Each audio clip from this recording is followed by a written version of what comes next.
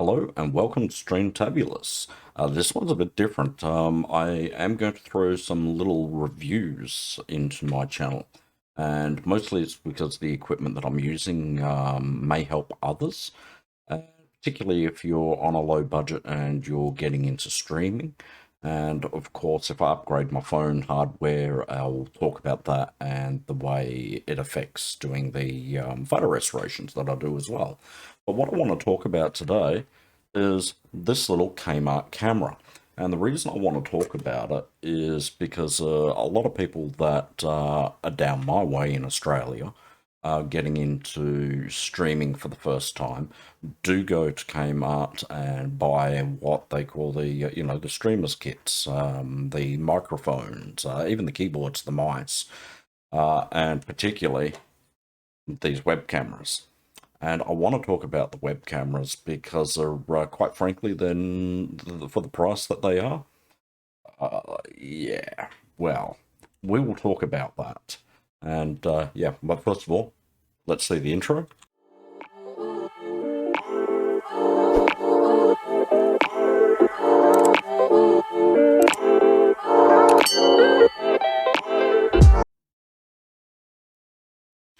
Now, I've not actually seen anyone else do a review on the Kmart web cameras, and I don't know, maybe they're sponsored by Kmart to make some of the products look better than they are. I don't really see that many bad reviews on the Kmart products.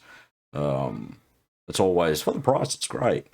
In this case, for the price, it is horrible. I mean, even at $10, I'd say, yeah, maybe get it to get into it while you've got something else on order. And I've actually got a camera on order at the moment to replace this because it is a nightmare. I mean, today the colors are actually fairly decent. That's a lot of adjusting to get it to look this way. And I certainly can't do full screen. I mean, it's meant to be a 1080p camera, and it's meant to be 60 frames. Um, I would not say it's 1080p. I would probably say it is the CCD in it's probably catching something like a 360 resolution image and is stretching it out to that 1080. I certainly wouldn't say it's real 1080. That's one of the reasons you don't see a full screen intro when I'm talking about things. So yeah, let's take a look at the website here anyway. I mean, here's the camera. It does have a good feature of the base being able to be screwed onto a tripod. I think that is fantastic. For $10, I actually thought I'd get two and go for different camera angles. That doesn't work at all, and that's because the issues that it has with color. So on the website over here, it's $10. It's a great price at $10. At $37, if it was a good camera, it'd be a good price. But of course, I'm already telling you this is an absolutely garbage camera. At $37, don't buy it. There is a replacement, and I've gone through the specs of the replacement. It's no different. So maybe it's a different company, but it seems to be the same hardware. And we come down and we can see some information about it. And okay, supports JPEG. JPEG is a picture image. MP4 would be video for the type of container that it would be. Yeah, you'd think it would say something like supports H.264, which is the encoding. But yeah, it's a little bit confusing. Might take a look at see what a more decent camera says in that sort of area later on. Supply, okay, yep, that's fine. The resolution, no, it's hot garbage for a 1080p resolution. HD CMOS, so it's saying it's high definition. I disagree that it's high definition. Maybe it's a 720p, that's HD, and then it's stretched out. Then again, I think anything over 360 is HD. I'd have to look that up. Wide angle distortion free HD lens. Okay, it's a plastic lens, it's not glass, so we'll get that straight. Plastic certainly does distort the image, especially the way the light inputs into it. If the plastic isn't the best quality in the world, you're going to get all sorts of color abnormalities. So, plastic may have a blue effect or a green effect depending on the way light's entering it. Glass generally is a cleaner medium for the way the light goes through. Particularly if you're cleaning this and you get some abrasion on it, then it's going to go, hazy and so forth. So yeah, the lens on this, I mean, it's dirt cheap, a little bit of plastic. It's not fancy at all. It's not glass. It's certainly not what I'd call a HD lens. Um, what would you call a HD lens? I mean, HD, high definition lens? It's just a lens. So I'm confused with that. Okay. 2 megapixel. Yeah, I it probably is, but it's still hot garbage. Microphone, I've not tested. I'm using a stand microphone at the moment, and I'm not going to show you the audio quality on the microphone. No web camera, to what I'm aware of, as a decent microphone for the sound range. 30 to 60 frames per second, unless it says under 60 frames. I'd say that's true. I'm set up 30 frames per second here, and I've tried the 60 frames per second. There is no difference, and I've got 60K cameras, 60 frames per second cameras, and the motion is, if I do this, you don't see those little halos in between it. It's crisp, clean. So yeah, I disagree with that it's 60. Disagree with its resolution. I mean, maybe it is. Maybe it's just that bad that it's such poor quality. You come down and it just says clip. Yeah, you plug and play. Yeah, that's easy enough. There's no drivers for it. We'll get into that later. HD microphone. Yeah, no. Reviews. I'm like, yeah. Got to be on laptops, got to be tiny little screens, or I don't know, or maybe they're just, maybe it's being viewed in the corner, and it does look good when it's in a corner. But yeah, not a good camera. So what else can we talk about this camera? We can talk about my experience running it here in OBS, which is what I use to capture all my videos and streaming. Okay, now we're looking at the master camera here in OBS on the sources. So I've created a master, which I won't go into, but for anyone that's doing streaming and is setting up OBS, any video that you watch recommends that you have a master, so you can do adjustment to get the green screen right, and then you can do your other alterations in your other scenes where you put that source. Complex, won't go into camera review. So, we just come down to our filters here on the camera, and I'm going to turn off the filters. This gives you the exact image that this Kmart web camera puts out. You can see it is hot garbage. It is very, very, very grainy. There's a lot of blue in the grain. It really does not look like a HD image at all. Yeah, I mean, I'm very pink. The green back there, that green screen, is the same color as the sides that I have created. And you can see it's not green.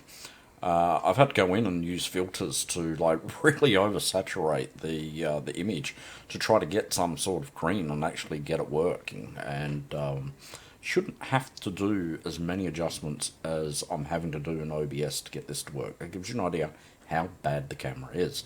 You can see how bad it is. I'm just going to flick over to camera 2. This is the other one. There we go. You can see that green screen is better color, other than the fact that it's really dark. Now, the interesting thing is, if I move that camera from there, and I move it to where the other camera is, which is quite literally less than a foot away from each other, it turns to this image, because I have reversed the cameras thinking, okay, one of them's got a hardware fault, I'll take it back.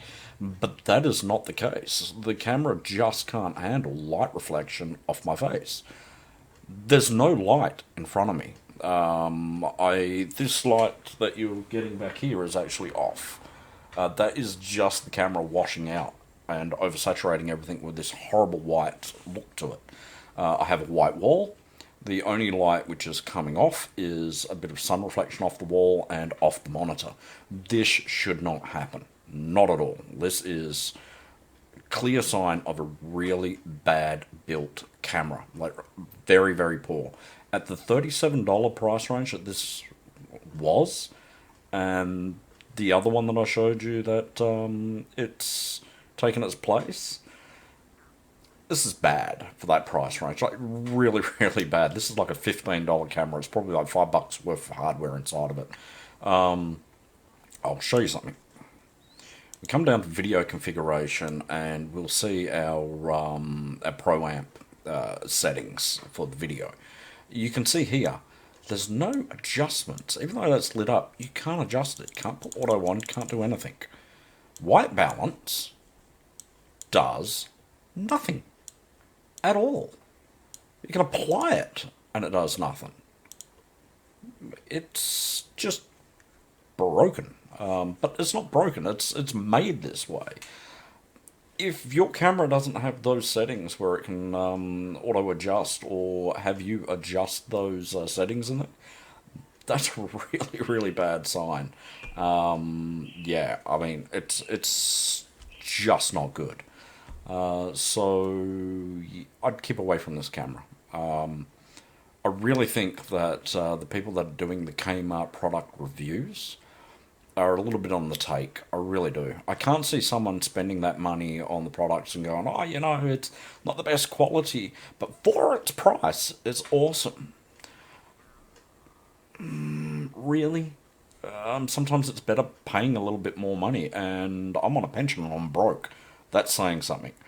At the $40 price range that this really is, $10 more, and you can get a better quality camera. Just having to put up with going on Amazon. That's a crying shame. Really, there's no reason why a company like Kmart can't make an arrangement with one of those companies, Nexico, I think it is, and get their product and sell it and make a smaller profit margin. It seems to all be about a large profit margin and giving us a really bad product, and this isn't good. There's a lot of good reviews on the Kmart website.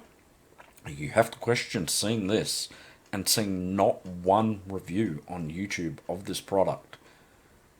Those reviews can't be real. And those people reviewing Kmart products, why haven't you done a webcam? They sell 3 webcams. Well, 2 if you take away this one since it's on clearance and the other one is replacing it. And the only thing difference is they're saying, okay, look, it's not under 60 frames, it is 30 frames. Why is there no reviews? I mean, it's probably well, it is. It's the only product where you plug it in to do the review and you show it on the screen and it is such hot garbage, it doesn't matter what you say, everyone looking at it is just going to say, that's not good. So, we'll go back to the video and we'll talk about it a little bit more. So, underneath the settings here, I have the camera set up and I have to have another lot of filters to color correct the adjustments just to get this thing working. It's a lot of play that you shouldn't have to do. And yeah, when the other camera comes, I'll do a quick review on that in comparison. And yeah, maybe it'll, you know, considering it's meant to be a really good camera, maybe we'll have the same problems. So we'll just come over here and we'll look at these other ones. This is the webcam that the version that I have has been replaced with. There is no different. They removed the 60 frames per second from the advertising, which I found interesting because I would not say this one does 60. Maybe they realised that and they went, oh, let's remove it. It's got writing on the outside of it. Everything else is the same. There's no difference when you come through and you read it. It says adjustable light brightness. That's talking about the LED ring on the outside. Some people say those LED rings are no good on a webcam. Honestly, I mean, they work. I mean, I'll turn this one up over here, and you'll see that light on my side of my face. And if you're in a nighttime room, that is enough light to light your face up at night to talk to someone. So, and I'll turn that down again. So, yeah, that's fine. LED rings on camera, I think they are a good idea if you're not going to have a lot of lighting in your room. So, yeah, this camera here, I've read the manual. The manual is the same as the previous one. There, other than the fact it's not talking about the 60 frames per second. It's just plug and play. There's no talk about the settings for the actual the camera in quality of the brightness and so forth. So yeah, it's interesting. So we'll come over and we'll look at their 2K camera. Okay, 2K. It'd be interesting to actually play with this one. For $45, would I buy it just to play with it? No, certainly not. Maybe someone with money to burn can go out and buy this and do a review on it. Someone probably should, in all honesty, with how bad the cameras are. And, I mean, I guess they probably have a return policy. Yeah, okay. I mean, viewing angle. So the other one says that's the other thing. The other one says I think it's got the viewing angle down there, and it says 100. Trying to see, I'm not seeing a viewing angle there. Maybe that's the other version.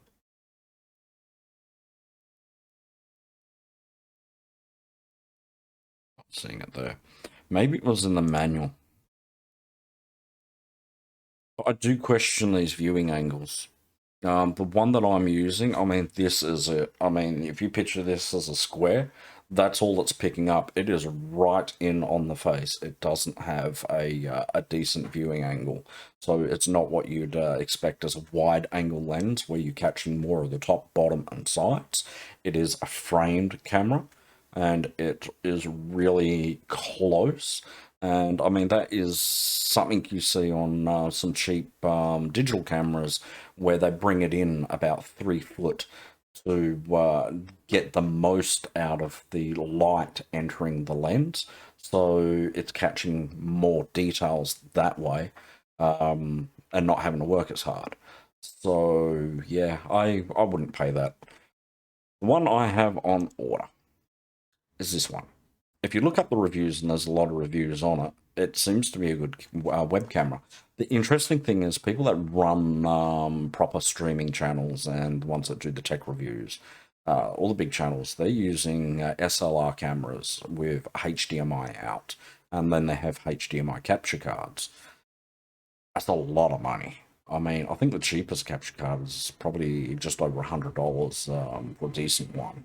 And you pay upwards, and then you're looking at $300 for your base SLR camera for decent quality, and then you got your lenses on top of that. I don't know if they have to be recording or if it's just throughput of that image that it's capturing. Not too sure how that works for the USB side of things, but that's a lot of money for a SLR camera. They're comparing their SLR cameras to this. And they're like, oh, the SLR is better.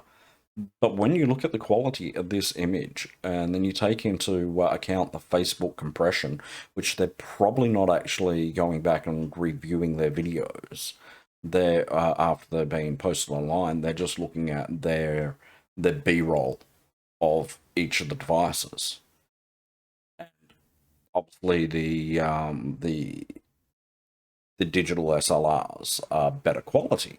A really big CCD in them, really big lenses to capture a lot of light, so you get a lot of detail. But when you're looking at it on YouTube, it's surprising that it's very hard to tell the difference between this after it's been adjusted and the SLR camera, which led me to think, well, okay, this is not much more expensive than the Kmart camera.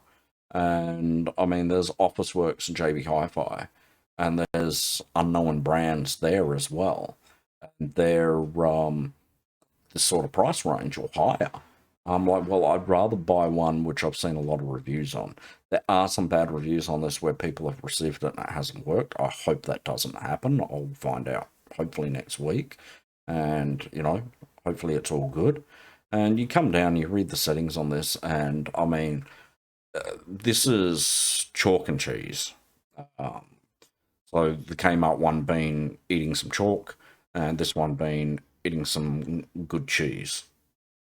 Weird analogy, I know. So we come down, and you know, people talk about the fisheye lens on this. There is a reason for the fisheye lens. A fisheye lens on a camera will bring more light into the camera. And that's a great trick to get more details and a better image. So I'd be cropping that anyway. I wouldn't be running it at that widescreen of 110. So that'll be interesting to see how that goes anyway.